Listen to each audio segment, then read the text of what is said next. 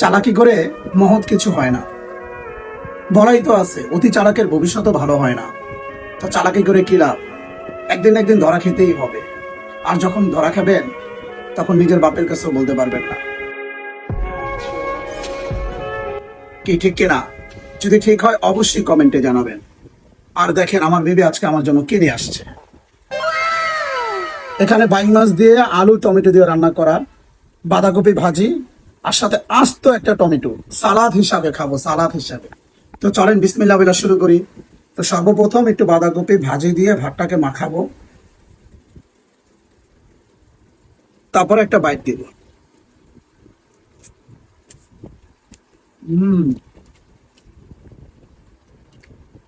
আস্ত একটা টমেটো নিয়ে নিছি, তো এটাকে একটা বাইট দিই।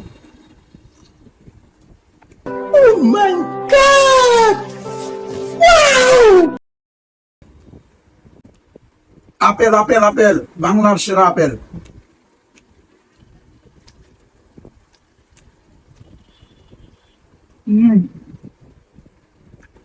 বাইং মাছ, একটু আলু টমেটো, তারপরে একটা লম্বা বাইট।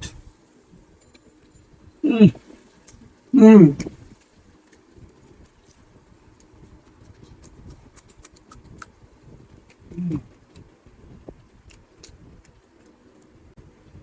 আমার মতো কে কে এরকম খেতে পছন্দ করেন অবশ্যই কমেন্টে জানাবেন। আর ভিডিওটা লম্বা করবো না, দেখা হবে নেক্সট কোনো ভিডিওতে। ততক্ষণ ভালো থাকবেন, সুস্থ থাকবেন। আল্লাহ হাফেজ।